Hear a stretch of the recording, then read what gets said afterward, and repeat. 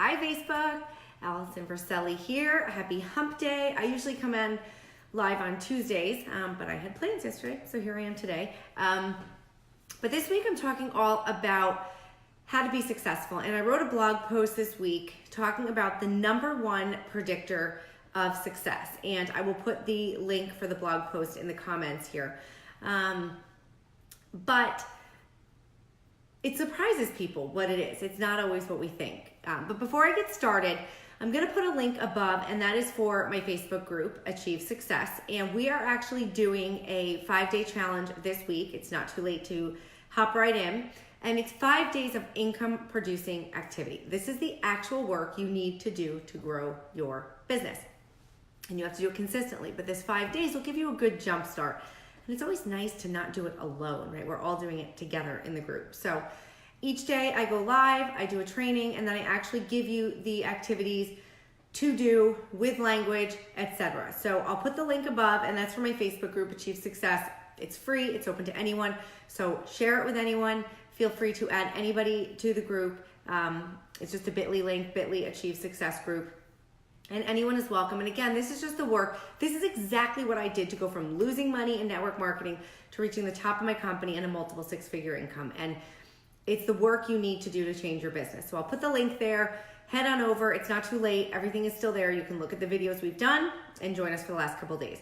But this week, I wanted to talk about success, right? And how do we guarantee our success? Well, scientists have done studies, and they've talked about the #1 predictor of success. If you say that word enough, it's gonna come out the wrong way.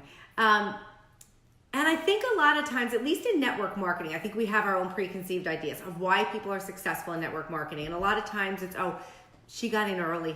That's why she's successful, right? She got in early. Or we hear a lot of, she has a huge network. She knows more people. She's more confident. She's more of an extrovert. She's great at sales, yada, yada, yada, blah, blah, blah, right? And then outside of network marketing, we still hear reasons why, oh, they're successful, right? It's like, oh, they're super smart, or they're talented, or they've had a certain upbringing, etc. The bottom line is, scientists have determined the #1 predictor of success is failure. Shocking, right? It's the ability to get knocked down and then get up and keep going. That is the #1 predictor of success. And too many times we get knocked down or we hear no and we're just deflated.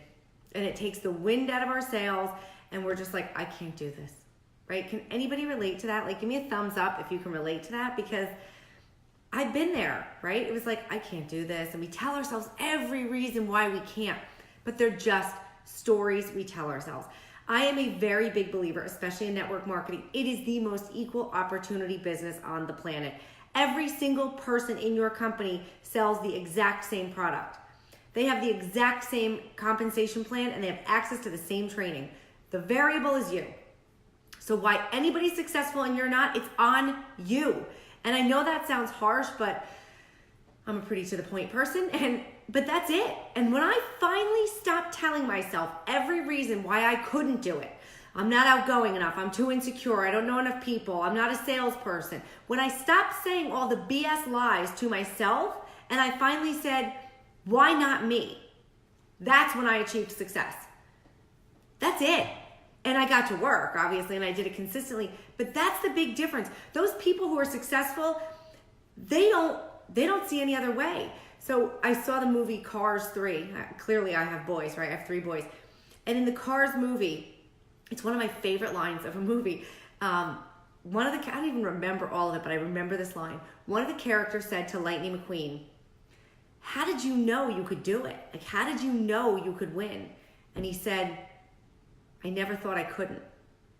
That's a huge differentiator. Think about that. Like, you can't fail, right? There's no failure until you quit. And so when you have that mindset of like, I can do this, why not me? You just got to keep picking yourself up and doing it. Then you can't fail. You're going to succeed. Maybe not right when you want to, but you will. Do you know Michael Jordan tried out for the varsity basketball team as a sophomore in high school? Now, granted, you're supposed to play JV sophomore year in high school, but he tried out for the varsity team. They had 2 spots open. Michael Jordan, like greatest basketball player in the world. Okay, maybe that's arguable, but I don't even think it is, right? Didn't make it. Did not make the varsity team as a sophomore. Okay, he could have packed up his sneakers and said, this isn't for me. I can't do this. Okay. But instead, he used it as fuel and as motivation to drive him. He said that every day when he didn't feel like practicing, he would envision in his head that list in the locker room with his name not on it. And that's what drove him every day. So he took that failure and he used it as a source of drive to push him, right? Because you got a choice. You can face defeat and you can crumble from it, or you can rise up, right? Went on to play varsity, obviously, and was recruited before his senior season to go play in college. He brought his high school team to #1 in the state, got recruited before college, and you know the story, became the #1 basketball player in the world. Walt Disney was once fired from a job and told that he lacked imagination, which is hilarious because Disney is probably like the most creative place where like everybody becomes a kid again and gets to use their imagination. Like it's in the world, and he was fired because he lacked imagination. Okay. There are so many stories of people who failed and failed and failed. And one of my favorite quotes ever, I actually put up on my Instagram page yesterday, was the one from Michael Jordan when he says, like, I failed over and over and over again, and that's why I'm successful. The key is to be willing to fail and get back up and work harder. My 11-year-old son's just starting baseball. He's never played. Okay. 5th grade, these kids have been playing forever. And he's like, I don't want to play, I'm not good. And I'm like, well, if you don't play, you won't be good. Here's the reality. You're not good at anything until you are. Think about it. Babies don't just walk, they're terrible at it. You know, it's like hilarious watching a baby walk. Like they waddle, they trip, they fall, they take 2 steps, they fall down. But guess what? They take 2 steps, fall down, they get back up. They take 2 more and 2 more. And before you know it, your kid is running. And our kids don't even think twice about it. And I was trying to explain this to my son. I'm like, you were terrible at walking. You were terrible at riding a bike. I know I sound like a terrible mom, but I'm just blunt and honest. And I said, but you practiced and you got better and better. And now you don't even think about walking. You don't even think about riding your bike. You just hop on and you ride, right? No one's good at anything until they are.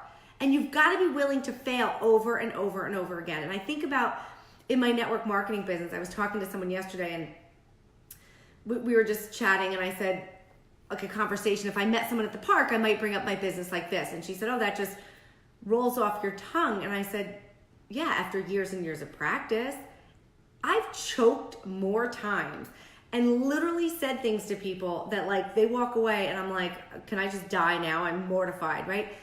But that's how you get better. You realize, okay, that didn't go the way I wanted it to. Let me do better.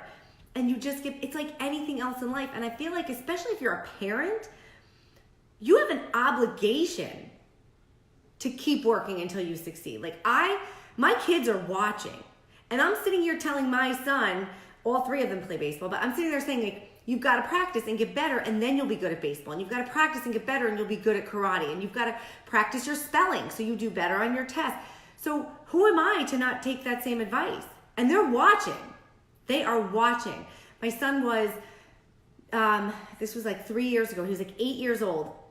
And I went to go visit his school and they had a bulletin board in the hallway and they had taken a picture of each of the kids' heads and then they drew their own little superhero body on it and they had to write their own superhero quote. And at 8 years old, my son wrote, try your hardest and never give up. If you work hard and you never give up, you can achieve anything. And in that moment, I knew they're watching. They see me working hard at my business. They've seen me, fall on my face and miss goals, and they've seen me achieve goals, and they're watching. And so what better example than to go out and do it, right? So I think as kids, we try things and we don't think twice. Like we fall off our bike, we get up. But as adults, we have such a fear of failure, and yet it's part of life. You're not going to be great at things right off the get-go. But what's the alternative? You quit or you don't try? Like nothing great happens in that comfort zone, I assure you. So you need to, yes, Doreen's saying you need to take your own advice. It's so true. Listen to yourself. Like I am constantly saying to my children, you can do anything. You have to work hard, be willing to sacrifice and never give up. So who would I be to not do the same? I have to do the same. I have to model that, right? And I gotta tell you guys, it's amazing when you take steps out of your comfort zone. And even if you fail and you get back up and you try again and you're just a little bit better the next time, and then you're a little better and you're like, I can do this. That's where confidence comes from. So the next time you feel like you fall on your face, instead of curling up in a ball and wanting to hide and throw in the towel and say, I quit, say, okay, what can I learn from that? And how can I do better next time and apply this for success down the road? Because the number one predictor of success is failure. So if you're not willing to fail, then don't plan on succeeding. And if you want to succeed, you better plan on failing. But it's okay. If you take those failures and you use them as lessons and you learn from them, that's how you grow. And that's how you achieve your goals. And that's how you achieve greatness and you achieve success. You look at every successful person. Steve Jobs got fired from the company he started. How crazy is that? Right? You got to look at all of that, right? This is how people succeed. Jeff Bezos, he's the founder of Amazon, actually said, I don't remember the exact quote, but basically said that failure is a major part of their company, and it's something that they want people to fail because that's how they all succeed. So it's something that they stress, and that's the number one company. He's the richest guy in the world. So I'll listen to him, right? So I'll put the blog post in the comments. You can read the whole post because it's pretty interesting to see all these people who pretty much failed their way to success. And we can do the same, all right? So use your failures as lessons. Pick yourself up, brush yourself off. Every failure is just a chance to learn, a chance to grow, and a chance to get closer to success. All right? Have a great day.